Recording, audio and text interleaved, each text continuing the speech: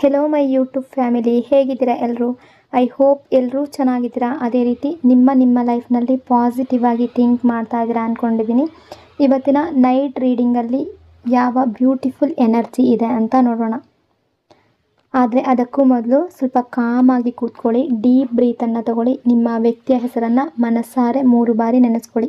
ಅವರ ಫೇಸನ್ನು ಇಮ್ಯಾಜಿನ್ ಮಾಡ್ಕೊಳ್ಳಿ. ಅವರು ಮತ್ತು ನೀವು ಒಟ್ಟಿಗೆ ಕಳೆದಿರುವ ಬ್ಯೂಟಿಫುಲ್ ಮೆಮೊರೀಸ್ನ ನೆನಪು ಮಾಡ್ಕೊಳ್ಳಿ. ಈ ರೀಡಿಂಗ್ ನಿಮ್ಮವರೆಗೂ ತಲುಪಿದೆ ಅಂದರೆ ಯು ಆರ್ ಸೋ ಬ್ಲೆಸ್ಡ್. ಹಾಗಾಗಿ ಮೊದಲು ಯೂನಿವರ್ಸ್ಗೆ ಮನಸ್ಸಾರೆ ಗ್ರ್ಯಾಟಿಟ್ಯೂಡ್ ಹೇಳಿ. ಥ್ಯಾಂಕ್ ಯು ಯೂನಿವರ್ಸ್ ಅಂತ ಫೀಲ್ ಮಾಡಿ ಗ್ರ್ಯಾಟಿಟ್ಯೂಡ್ ಹೇಳಿ. ಇಲ್ಲಿ ಬರ್ತಾ ಇರುವಂತಹ ಬ್ಯೂಟಿಫುಲ್ ಎನರ್ಜಿ ಅದನ್ನು ರಿಸೀವ್ ಮಾಡ್ಕೊಳ್ಳಿ. ಪಾಸಿಟಿವ್ ಆಗಿ ರಿಸೀವ್ ಮಾಡ್ಕೋಬೇಕು, ನೆಗೆಟಿವ್ ಆಗಿ ಥಿಂಕ್ ಮಾಡಬೇಡಿ. ಇದು ಜನರಲ್ ರೀಡಿಂಗ್ ಆಗಿರುತ್ತೆ. ಜನರಲ್ ರೀಡಿಂಗ್ ಆಗಿರೋದ್ರಿಂದ ಜನರಲ್ ರೀತಿಯಲ್ಲೇ ನೀವು ಇದನ್ನು ಜಡ್ಜ್ ಮಾಡಬೇಕಾಗುತ್ತೆ. ಅಂದರೆ ಎಷ್ಟು ವಿಷಯಗಳು ನಿಮಗೆ ಮ್ಯಾಚ್ ಆಗುತ್ತೋ, ಎಷ್ಟು ಎನರ್ಜೀಸ್ಗಳು ನಿಮಗೆ ಮ್ಯಾಚ್ ಆಗುತ್ತೋ ಅಷ್ಟನ್ನು ಮಾತ್ರ ತಗೊಂಡು ಬಾಕಿ ಉಳಿದಿರುವ ವಿಷಯಗಳನ್ನು ನೀವು ಅಲ್ಲಿಗೆ ಬಿಡಬೇಕಾಗುತ್ತೆ. ಯಾಕೆಂದರೆ ಎಲ್ಲರ ಎನರ್ಜೀಸ್ ಕೂಡ ಸೇಮ್ ಆಗಿರೋದಿಲ್ಲ. ಈ ರೀಡಿಂಗಲ್ಲಿ ಬರುವ ಯಾವುದೇ ವಿಷಯಗಳನ್ನಾಗಲಿ ಫೋರ್ಸ್ಫುಲ್ಲಾಗಿ ನಿಮ್ಮ ಮೇಲೆ ನೀವು ಹಾಕ್ಕೊಳ್ಬಾರ್ದು. ರೀಡಿಂಗನ್ನು ನೋಡಬೇಕಾದ್ರೆ ವಿಡಿಯೋನ ಲೈಕ್ ಮಾಡ್ಕೊಳ್ಳಿ. ಅದೇ ರೀತಿ ಚಾನಲ್ನ ಸಬ್ಸ್ಕ್ರೈಬ್ ಮಾಡಿಕೊಂಡು ಕನೆಕ್ಟ್ ಆಗಿ. ಮೊದಲಿಗೆ ಯಾವ ಎನರ್ಜಿ ಇದೆ ಅಂತ ನೋಡೋದಾದರೆ ಕರ್ಮ ರಿಟರ್ನ್, ಟ್ರಾನ್ಸ್ಫರ್ಮೇಷನ್ ಎನರ್ಜಿ. ಅಂದರೆ ಒಂದು ಸಮಯದಲ್ಲಿ ಈ ವ್ಯಕ್ತಿಗೆ ಎಲ್ಲವೂ ಅವರ ಫೇವರ್ನಲ್ಲಿ ಇದ್ದ ಹಾಗೆ ಕಾಣಿಸ್ತಾ ಇತ್ತು ಅವರಿಗೆ. ಅಂದರೆ ಅವ್ರು ಏನು ತಪ್ಪು ಮಾಡಿದ್ರು ಕೂಡ ಅವ್ರು ತಗೊಂಡ ಡಿಸಿಷನ್ ಆಗಿರ್ಬೋದು, ಅವರ ಈಗೋ ಆಗಿರ್ಬೋದು, ಅವರ ಮಾತಾಗಿರ್ಬೋದು, ಅವರ ಆಯ್ಕೆ ಆಗಿರಬಹುದು, ಎಲ್ಲವೂ ಕೂಡ ಅವ್ರಿಗೆ ಸರಿ ಇರೋ ಹಾಗೆ ಕಾಣಿಸ್ತಾ ಇತ್ತು. ಆದರೆ ಈಗ ಪರಿಸ್ಥಿತಿ ಸಂಪೂರ್ಣ ಬದಲಾಗ್ತಾ ಇದೆ. ಅಂದರೆ ಕಾರ್ಮಿಕ್ ಎನರ್ಜಿ ಇದೆ. ಅಂದರೆ ಅವರು ಈಗ ಅವರ ಜೀವನದಲ್ಲಿ ಏನು ಮಾಡಿದ್ದಾರೆ ತಪ್ಪು, ಅದರ ಪರಿಣಾಮವನ್ನು ಫೇಸ್ ಮಾಡ್ತಾ ಇದ್ದಾರೆ.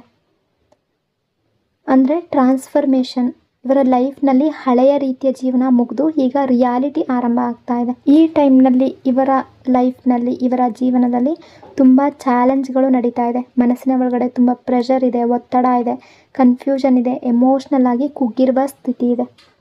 ಇವರ ಲೈಫ್ನಲ್ಲಿ ಈಗ ಏನು ದೊಡ್ಡ ಸಮಸ್ಯೆ ಇರಬಹುದು ಅಂದರೆ ಫೈನಾನ್ಷಿಯಲ್ ಸ್ಟ್ರೆಸ್ ಇದೆ, ಒಂಟಿತನದ ನೋವಿದೆ, ಸಪೋರ್ಟ್ ಇಲ್ಲದ ಪರಿಸ್ಥಿತಿ ಇದೆ. ತುಂಬ ರೀತಿಯಲ್ಲಿ ಅವರು ಪೇಯ್ನಲ್ಲಿದ್ದಾರೆ. ಹಣದ ವಿಷಯದಲ್ಲೂ ಕೂಡ ಒತ್ತಡ ಅನುಭವಿಸ್ತಾ ಇದ್ದಾರೆ. ಮೇ ಬಿ ಅವರ ಫೈನಾನ್ಷಿಯಲ್ ಸ್ಥಿತಿ ಅನ್ನೋದು ಸ್ವಲ್ಪ ಹದಗೆಟ್ಟಿರ್ಬೋದು. ಹೊರಗಿನಿಂದ ನೋಡೋದಕ್ಕೆ ಎಲ್ಲ ಸರಿ ಇದೆ ಅನ್ನಿಸ್ಬಹುದು, ಅಥವಾ ತುಂಬ ನಾರ್ಮಲ್ ಆಗಿದ್ದಾರೆ ಅಂತ ಅನ್ನಿಸ್ಬೋದು. ಆದರೆ ಮನಸ್ಸಿನ ಒಳಗಡೆ ಅಥವಾ ಅವರ ರಿಯಾಲಿಟಿಯೇ ಬೇರೆ ಆಗಿರಬಹುದು. ಕೆಲವರು ಹೊರಗಡೆ ತುಂಬ ಸೆಟ್ಲಾಗಿ ಕಾಣಿಸ್ತಾರೆ, ಆದರೆ ಫೈನಾನ್ಷಿಯಲಿ ಇಶ್ಯೂ ಕೂಡ ಇರಬಹುದು. ಎನರ್ಜಿ ಯಾವ ರೀತಿ ಇದೆ ಅಂದರೆ ಇವ್ರು ಯಾರಿಗಾದರೂ ಸಹಾಯ ಮಾಡಿರ್ಬೋದು, ನಂಬಿಕೆ ಇಟ್ಟು ಏನಾದರೂ ಸಹಾಯ ಮಾಡಿದರೂ ಕೂಡ, ಆದರೆ ಅದೇ ವ್ಯಕ್ತಿ ಇವರಿಗೆ ಈಗ ನೋವು ಕೊಟ್ಟಿದ್ದಾರೆ. ಅಂದರೆ ಅವ್ರು ಮಾಡಿದ ಹೆಲ್ಪಿಗೆ ಇವ್ರಿಗೆ ಮತ್ತೆ ಹೆಲ್ಪ್ ಅನ್ನೋದು ಸಿಕ್ಕಿಲ್ಲ. ಇದು ಅವ್ರಿಗೆ ರಿಯಲೈಸೇಷನ್ ಬರ್ತಾ ಇದೆ. ಇನ್ನು ಕೆಲವರಿಗೆ ಫ್ಯಾಮಿಲಿಯ ವಿಚಾರ ಆಗಿರ್ಬೋದು, ಫ್ಯಾಮಿಲಿಯಲ್ಲಿ ಏನಾದರೂ ತೊಂದರೆ ಇರಬಹುದು, ಅಥವಾ ಫ್ಯಾಮಿಲಿಯಲ್ಲಿ ಮನಸ್ತಾಪ ಇರಬಹುದು, ರೆಸ್ಪಾನ್ಸಿಬಿಲಿಟಿ ಆಗಿರಬಹುದು. ಸಹಾಯ ಕೇಳಿದ್ರು ಕೂಡ ಯಾರು ಕೂಡ ಮುಂದೆ ಬರ್ತಾ ಇಲ್ಲ. ಆ ಎನರ್ಜಿ ಇದೆ. ಇವರ ಮನಸ್ಸಿನಲ್ಲಿ ಈಗ ಯಾವ ರಿಯಲೈಸೇಷನ್ ನಡೀತಾ ಇದೆ ಅಂದರೆ ತಪ್ಪಿನ ಅರಿವಾಗ್ತಾ ಇದೆ. ಮನಸ್ಸಿನ ಪಶ್ಚಾತ್ತಾಪ, ಕಾರ್ಮಿಕ್ ಹೀಲಿಂಗ್.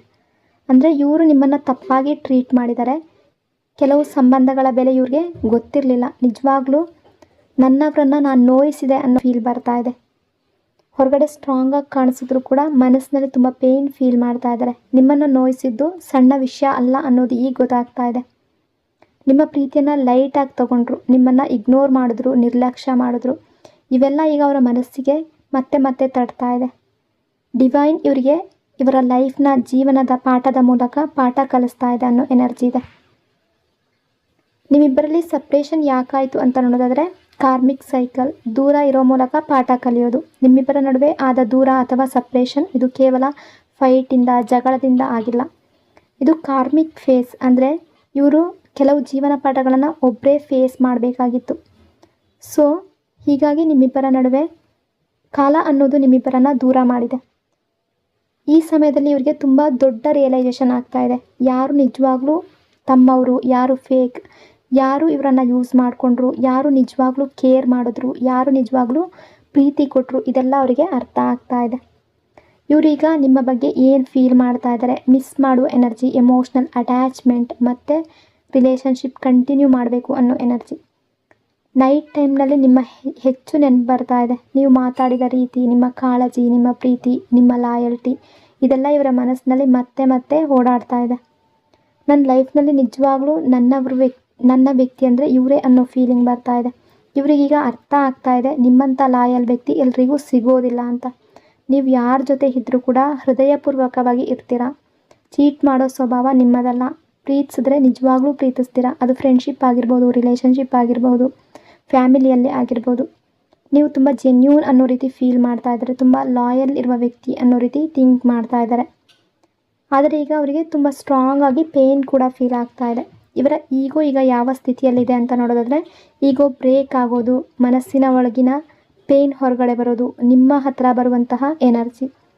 ಅವರ ಫೀಲಿಂಗ್ಸ್ ತೋರಿಸೋದು ಅವರಿಗೆ ಇಷ್ಟ ಇರಲಿಲ್ಲ. ಮೊದಲು ಮಾತಾಡೋದು ಕೂಡ ಇಷ್ಟ ಇರಲಿಲ್ಲ, ಅಥವಾ ಅವರ ತಪ್ಪೇ ಏನೇ ಇರಬಹುದು ಈ ರಿಲೇಷನ್ಶಿಪ್ಪಲ್ಲಿ, ಅದನ್ನು ಒಪ್ಕೊಳ್ಳೋದು ಕೂಡ ಅವರಿಗೆ ಕಷ್ಟ ಆಗ್ತಾಯಿತ್ತು. ಆದರೆ ಈಗ ಜೀವನ ಯಾವ ರೀತಿ ಇವ್ರಿಗೆ ಪಾಠ ಕಲಿಸಿದೆ ಅಂದರೆ, ಈಗೋ ನಿಧಾನವಾಗಿ ಬ್ರೇಕ್ ಮಾಡ್ತಾ ಇದೆ. ಅಂದರೆ ಕೆಲವೊಂದು ಸಲ ರಾತ್ರಿ ನಿದ್ದೆ ಸರಿಯಾಗಿ ಬರ್ತಾ ಇಲ್ಲ, ಸ್ಟ್ರೆಸ್ ಜಾಸ್ತಿ, ಮನಸ್ಸಲ್ಲಿ ಸಮಾಧಾನ ಅನ್ನೋದು ಇಲ್ಲ, ಹ್ಯಾಪಿನೆಸ್ ಇಲ್ಲ, ಖುಷಿ ಇಲ್ಲ, ನಿಮ್ಮ ಬಗ್ಗೆ ತುಂಬ ಯೋಚನೆ ಮಾಡೋದು, ನಾನು ಹಾಗೆ ಮಾತಾಡಬಾರ್ದಿತ್ತು, ನಾನು ಹಾಗೆ ಮಾಡಬಾರ್ದಿತ್ತು ಅನ್ನೋ ಪಶ್ಚಾತ್ತಾಪ ಈಗ ಜಾಸ್ತಿ ಆಗ್ತಾ ಇದೆ. ಹೊರಗಡೆ ತುಂಬ ನಾರ್ಮಲ್ ಆಗಿರ್ಬೋದು, ಬಟ್ ಮನಸ್ಸಿನ ಒಳಗಡೆ ವೀಕ್ ಆಗಿದ್ದಾರೆ. ಯಾವ ಭಯ ಇದೆ ಅಂತ ನೋಡೋದಾದರೆ, ನಿಮ್ಮನ್ನು ಕಳ್ಕೊಳ್ಳುವ ಭಯ, misunderstanding, over thinking energy.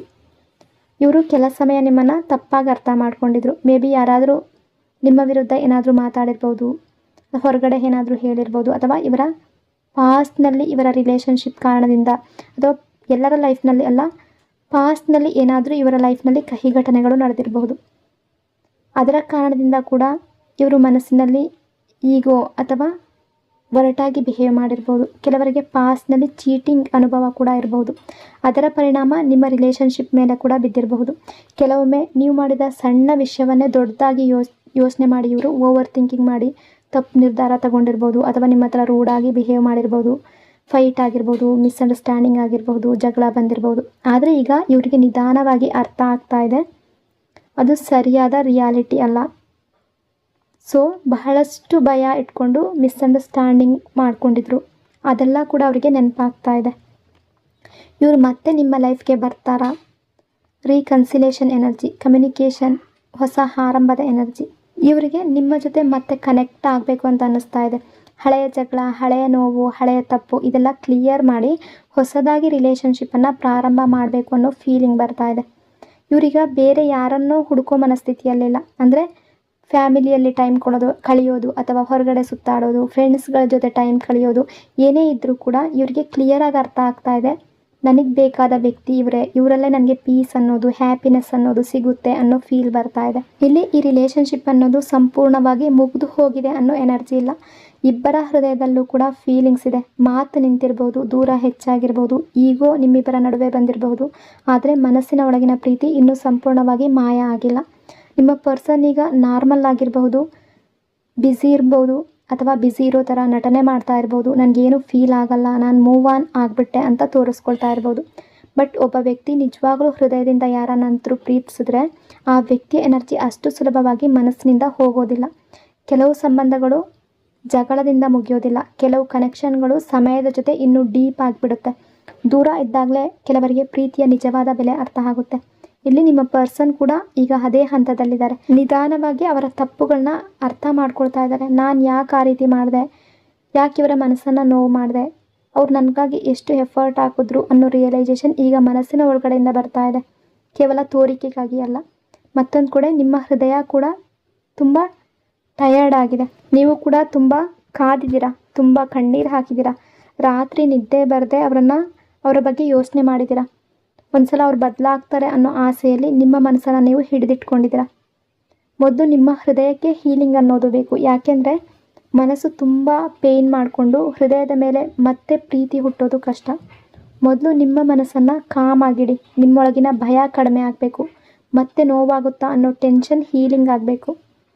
Over ಥಿಂಕಿಂಗನ್ನು ಬಿಡಿ. ಕೆಲವೊಮ್ಮೆ ನಾವು ಮತ್ತೊಬ್ಬರನ್ನು ಎಷ್ಟು ಜಾಸ್ತಿ ಪ್ರೀತಿಸ್ತೀವಿ ಅಂದರೆ ನಮ್ಮನ್ನೇ ನಾವು ಮರೆಯೋ ಮಟ್ಟಿಗೆ ಅವರ ಒಂದು ಮೆಸೇಜ್ಗೆ ದಿನ ಇಡೀ ಕಾಯ್ತೀವಿ. ಅವರು ಖುಷಿಯಾಗಿದ್ದರೆ ನಾವು ಖುಷಿಯಾಗ್ತೀವಿ.